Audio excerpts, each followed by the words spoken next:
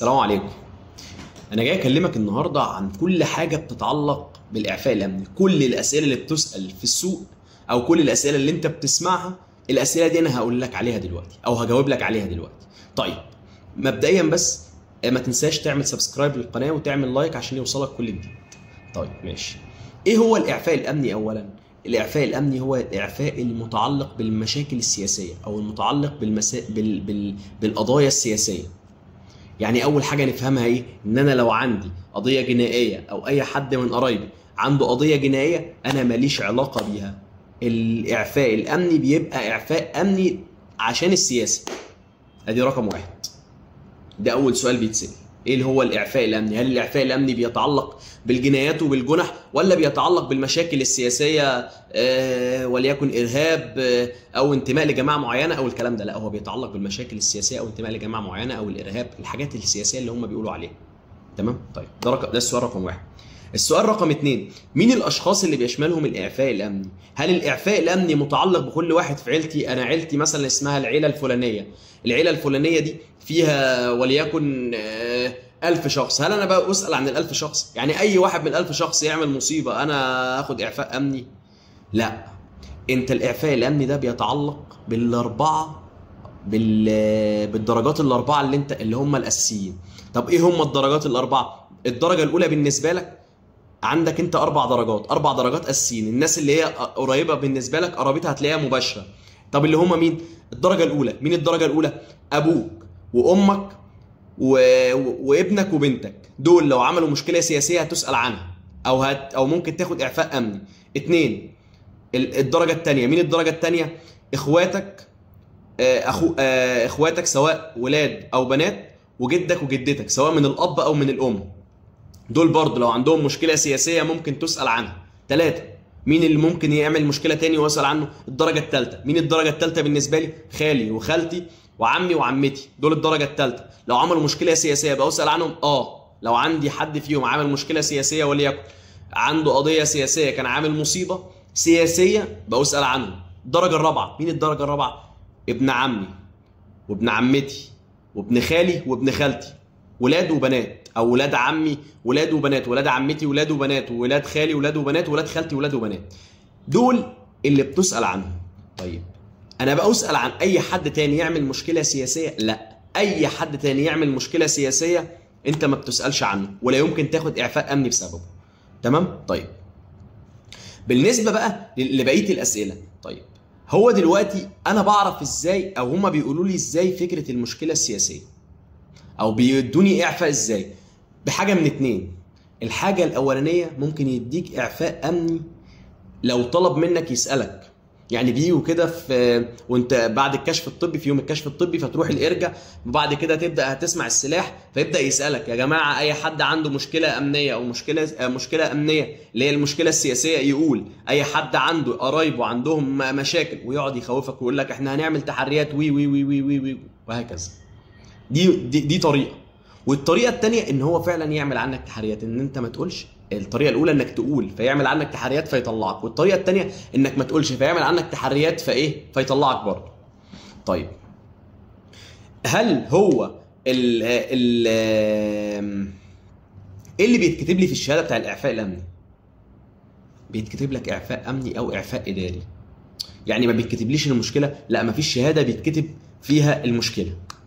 تمام؟ طيب الاعفاء الامني ده، هل انا لو عندي حد، احنا الاعفاء الامني ده بيتعلق بالقضايا ولا بيتعلق بالمتابعه والكلام اللي احنا بنسمع عنه ده كله؟ لا، الاعفاء الامني بيتعلق بالقضايا. لو حد عنده قضايا عندي بيعمل مصايب سوداء وعنده قضايا، ده اللي انا اقول عليه او ده اللي انت ممكن تقول عليه. طب لو ما عندوش قضايا بيروح يعمل متابعه، واحده مثلا منقبه عندنا ما عملتش اي حاجه قبل كده ومفيش اي حاجه ليها بس هم عارفين بيها وبيبعتوا لها متابعه، لا دي ما تقولش عليها لان دي مش عامله لك مشكله، دي مش مشكله امنيه. تمام؟ طيب ايه الحاجه كمان؟ السؤال في سؤال من ضمن الاسئله بيقول ايه؟ بيتكلم عن هل الاعفاء الامني ده بيأثر على الوظيفه بتاعتي؟ يعني انا لو هتعين في حته ولا هتوظف هل بيأثر على الوظيفه؟ والسؤال اللي بيتسأل كمان وبيلحق السؤال ده، هل الاعفاء الامني ده بيأثر عليا وانا بسافر الخارج وهيأثر عليا في الشغل بره؟ ولو هيأثر عليا في مصر هنا، هيأثر عليا في القطاع العام والقطاع الخاص ولا القطاع العام بس؟ مبدئيا اول حاجه، اول شق بيتعلق بالموضوع، هل هو بيأثر على الوظيفه بتاعتي ولا لا؟ بس ما بيأثرش على كل الوظائف، هو بيأثر على الوظائف الحكوميه بس. يعني ايه؟ يعني انت لو هتشتغل هنا في الدوله، وليكن انت خريج حقوق زينا ماشي، عايز تتعين في حته، عايز تتعين في النيابه العامه، عايز تتعين في مجلس الدوله، عايز تتعين في اي مكان، هنا الاعفاء الامني هيأثر عليك، مش هيخليك تتعين في الدوله. عايز تتعين موظف في اي مكان من الاماكن اللي بيعملوا فيها تحريات، لا مش هتتعين في الاماكن دي. فبالنسبه لشغل الحكومه في الغالب طالما انت عندك اعفاء امني مش هتقدر تشتغل شغل حكومه. طيب شغل داخل مصر في القطاع الخاص، هل هيشغلوني في القطاع الخاص؟ يعني لو انا دلوقتي واخد اعفاء امني بسبب اي حد من قرايبي، هل هيشغلوني في القطاع الخاص؟ القطاع الخاص معظم القطاع الخاص بيشغلك عادي، طالما اهم حاجه ان انت يكون عندك موقف من التنجيد، ايا كان الموقف بتاعك بيشغلك عادي طالما انت تقدر تأدي له الوظيفه بتاعته. يبقى ده بالنسبه للقطاع الخاص. يبقى انا لو عندي مشكله القطاع الخاص ما عنديش مشكله معاه، هيشغلني. طب بالنسبه للسفر بره بقى، هل ليا شغل بره؟ ليك شغل او لا؟ انت ليك شغل، لان بره ما يشغلهمش فكره انت قضيت التجنيد في مصر ولا لا. امال المشكله فين؟ المشكله في فكره تصريح السفر او التصريح في السفر. التصريح انت ما بتاخدوش بسرعه، بتاخده في وقت بطيء. فانت لو عندك مشكله سياسيه وخدت بمقتضاها اعفاء امني، فانت هيضرك وانت جاي تخرج. لو انت مثلا عندك شغل او مقدم شغلانه ومحتاج لازم تكون هناك الشهر الجاي، لا انت تصريح السفر في الغالب هتاخد تصريح السفر، بس تصريح السفر بتاعك هيتاخر شويه. السؤال كمان اللي بيتسال، طب انا دلوقتي لو عندي مشكله اقول لهم ولا ما اقول لهمش؟ ما هو انا هيلحق بيا ضرر، فانا اقول لهم ولا ما اقول لهمش؟ ما هو الضرر ده لو لحق بيا انا مثلا مش هعرف اشتغل، انا مثلا مش هعرف اعمل الحاجات اللي انت لسه بتقول لي عليها. فانا دلوقتي هل اقول لهم ولا ما اقول لهمش؟ بص، انت بتبقى عارف انك انت راجل وطني من الدرجه الاولى وتحب البلد فانت دلوقتي كمان هبقى بحب البلد وهتضر من واحد قريبي ومش هشتغل. فانا نصيحتي ليك طالما هي الحاجه ما هياش كبيره قوي، يعني مش عامل مثلا قضيه ارهاب ولا عامل مش عارف ايه، ما تقول لهمش. هم اكتشفوا والله دي حاجه تانية، يبقى ربنا مقدر ليك. انما انا راجل طالما انت ناوي هتخش وهتبقى قلبا وقالبا مع البلد، فخلاص ما عندكش مشكله، ما تقولش. طب هو هيكتشف بعديها بفتره؟ لا، ما هو لو اكتشف حاله او اتنين من قدام انا ظاهر بالنسبه لي، او اكتشف حاله او اتنين، ولكن مليون حاله دخلت وخلصت وخلاص. طب انت ليه انا ليه مش حابب انك تقول، او بنصح الناس دايما ان هي ما تقولش، وان هم لو عملوا تحريات ويكتشفوا. طيب ليه بنصح الناس انها ما تقولش؟ لان انا ببقى عارف ان معظم الناس في ناس كتير عندها وطنيه، فانا دلوقتي هتضرب بسبب حد، وبعدين هطلع مشكلتي ان هو ما بيرازينيش بس في فكره الجيش، لا ده بيرازيني لما بطلع اشتغل، بيرازيني لما اخد تصريح سفر لو انا عايز اشتغل بره، وهكذا. فكل دي مشاكل، فانا عشان اخلص من المشاكل دي ما اقولش. طيب هو اي حد ما بيقولش انه عنده مشكله سياسيه، او اي حد من قرايبه عنده مشكله سياسيه بيعرفوا؟ يعني كل التحريات بتتعمل على كل الناس؟ لا، الاف ايه، ملايين الحالات بتخش وتطلع وعندهم قرايبهم عندهم مشاكل وما بيتعرفوش. امال هم بيعرفوا ازاي؟ حالات قليله جدا اللي بيعرفوها، اللي هي فيما يتعلق بالاماكن. في اماكن كتير قوي، في اماكن هي بتبقى اماكن بتعمل عنك تحريات، واماكن ما بتعملش عنك تحريات. معظم الاماكن ما بتعملش تحريات، ولكن اماكن قليله هي اللي بتعمل تحريات. انا اعرف ناس كتير قوي كان عندهم مشاكل، بس هم ناس وطنيين جدا، فقال لك لا انا اخش ادي الخدمه العسكريه بتاعتي، دخل الجيش وخرج والحمد لله هو زي الفل وما عندوش اي مشاكل. يبقى ما حدش بيكتشف غير في اماكن معينه. طب انا نصيبي وحظي جالي في الاماكن المعينه، يبقى مقدر ليك، هو ربنا مقدر ليك، هو ربنا مقدر ليك كده، بس انت ما تقول لهمش والله عدت السنه على خير، انت خدت شهادتك وما حصلكش اي حاجه ومالكش دعوه بقريبك، عشان لما تيجي تقدم في اي مكان الدنيا تبقى تمام.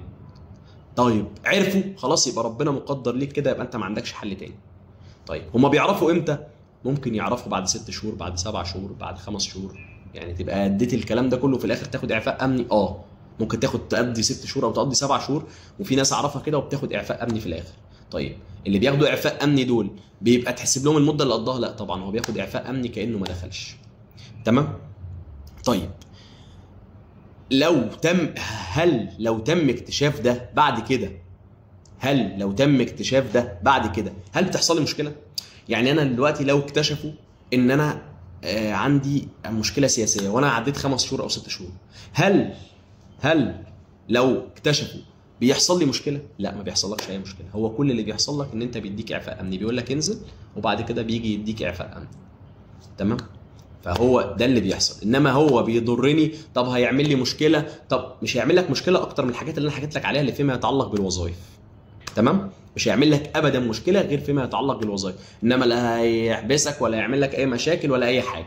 طيب سؤال كمان بيتسال، هل قرايبي اللي عندهم مشاكل جنائيه هيضروني؟ لا طبعا، ما انا قلت لك في الاول ان المشاكل السياسيه بس، والمشاكل السياسيه مش عليك، لا عليك او على قرايبك، والقرايب لحد الدرجه الرابعه زي ما قلت لك. دي معظم الاسئله اللي بتتسال عن ايه؟ عن الاعفاء الامني. يليها بس او ناقصها سؤال واحد اللي هو اللي انا قلت لك عليه في الاول، بس انا ما اتكلمتش فيه باستفاضه، اللي هو بتاع المتابعه. لو انا عندي قريبي عنده متابعه بيروح الامن الوطني لاي ظرف، هل اكمل ولا ما اكملش، ولا هل اقول عليه ولا ما اقولش؟ لا ما تقولش، زي ما انا قلت لك ما تقولش غير لو عندك كارثه كبيره جدا. وفي الغالب برضو انا ما بحبس الناس تقول على المشاكل السياسيه، عشان المشاكل السياسيه دي بتوقف حالك بعد كده. انت لو عندك اي مشكله ممكن تحاول تحلها قبل ما تروح. تمام؟ طيب بس كده، شكرا جزيلا.